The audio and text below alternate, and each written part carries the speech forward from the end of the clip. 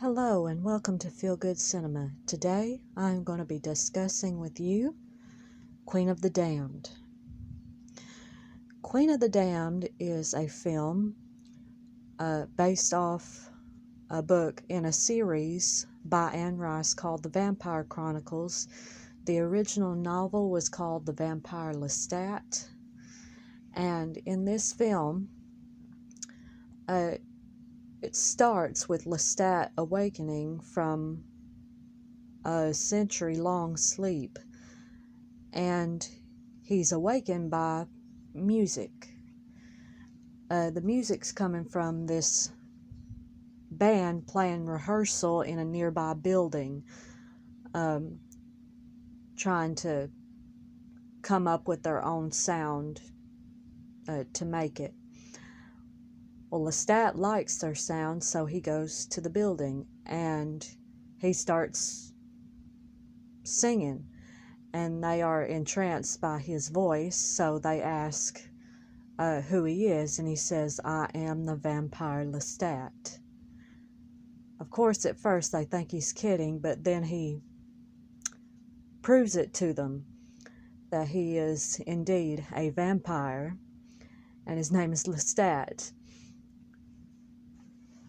At first they're frightened, of course, but he ensures them not to worry, that this was their lucky day and that he was going to make their dreams come true, which he does by fronting their band.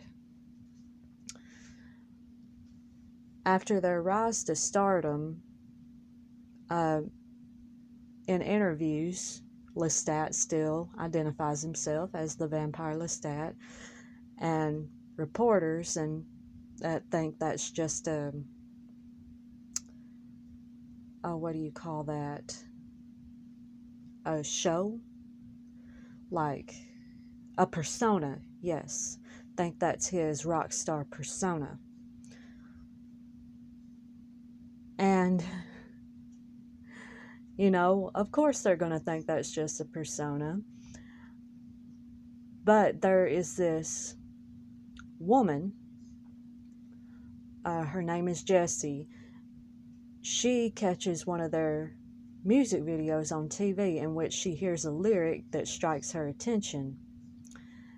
In this lyric, he speaks of the Admiral's Arms, which was a popular bar in the 1800s and rumored to be involved in black magic. And in the modern day, there is a bar in the place where the Admiral's Arms used to be, and they also believe it to be a vampire coven. So Jessie brings it to her colleagues' attention, but they want nothing to do with it.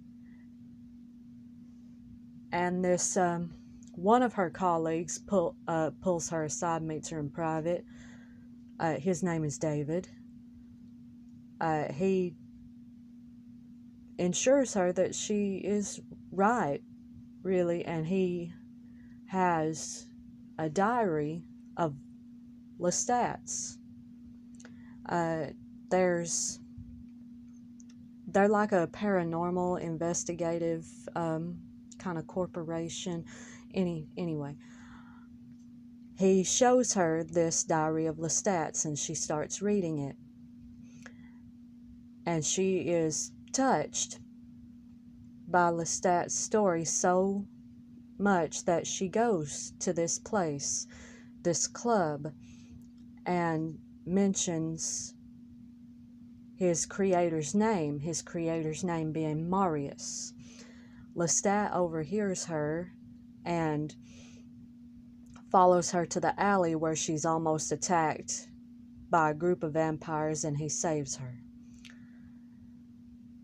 And Lestat inquires how she knows Marius, and she tells him about her search for him and all that, and then he discovers that she read his diary. And yes, then the band, Lestat's band, while they're on tour, Akasha awakens. Akasha being the Queen of the Damned. There you go. Queen of the Vampires, played by the late great Aaliyah. Akasha is awakened by Lestat's music, and she goes on her search for him. She actually turns up at the club, and when a vampire smarts off to her saying that he's going to turn Lestat into a pile of bones, she shows her power. Kills them all, burns the place down, and walks out like a flaming goddess like she is.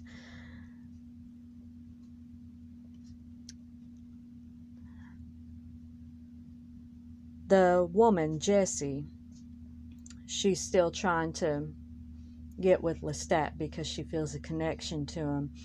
And Lestat keeps trying to reassure her that she does not want that lifestyle. She does not want to live by night and feed off the defenseless.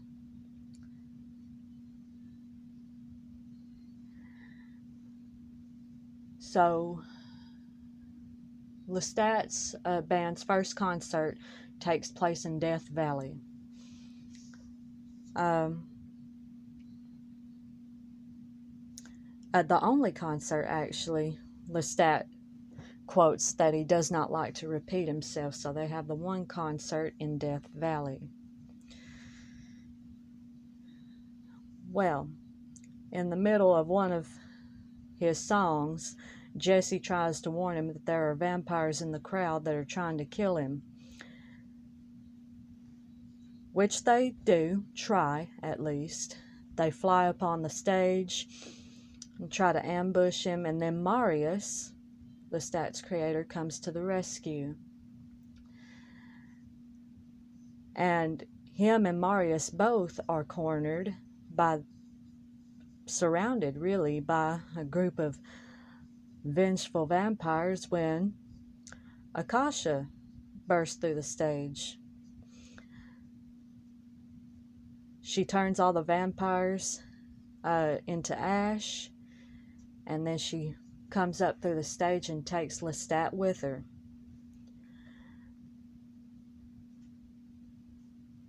Lestat joins her at this kind of, I guess, lair, Akasha's lair, where she has like a whole fabulous, why wouldn't she? She's the Queen of the Damned, but a real, almost ancient architecture-based bathhouse and a court, and then a huge bed, and anywho, it's a fabulous scene.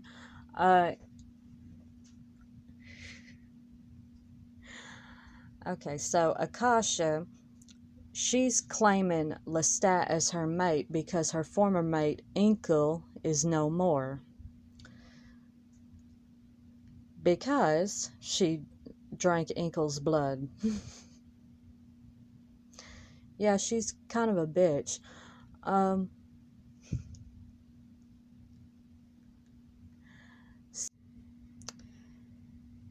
So Akasha takes Lestat to establish her king and assert her dominance and inform the other ancient vampires that they are either with her or they are dead. So it has been predetermined by the ancients that they are going to kill Akasha, even though they know that taking upon Akasha's last drop of blood, that it would kill them. But they know that if Akasha reigned once more, that it would be the Dark Ages again, basically. So when she tries to assert her dominance, they ambush her when she's at her most vulnerable, after she's opened herself up. Akasha opens herself up for Lestat to feed, and Lestat gives the other vampires a knowing look as he continues sucking, even when Akasha tells him to stop. Basically give them a nod to go ahead and kill her, because he's already seen the kind of destruction that she would cause. So the other vampires ambush her and eventually kill her. After a bit of wrestling and her killing 2 of them, they finish her off, and one of the vampires turns into a statue. Maharet. Maharet is her name. She turns into a statue. Lestat goes to Jessie, who's lying on the floor because she's lost too much blood, because Akasha made Lestat feed on her, and Lestat gives Jessie some of his blood. Later on, Lestat takes Jessie to her old colleague, David, just to see him one last time and let him know that everything is okay. And also to return Lestat's diary to keep on his record.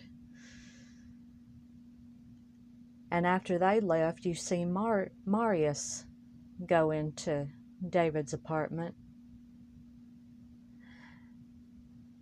The reason Marius is interested in David is because David has a particular interest in Marius too, actually. It all started with the artifact collecting. Like David had his diary. Well, Marius, he had a hobby of self-portraits and paintings, and David collected all of Marius's paintings and his pictures. Well, it doesn't show anything that happened at David's apartment, but it leaves you to assume that Marius has turned David into a vampire. And then Lestat and Jessie, they walk away into the night.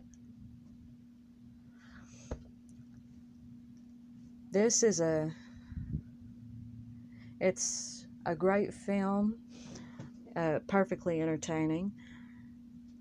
There's a lot of good music on here. It features the vocal stylings of great artists like David Draymond, Chester Bennington, Jonathan Davis, Marilyn Manson, among others. Well, that's all I have for you today. Thank you, and I'll see you in the next video.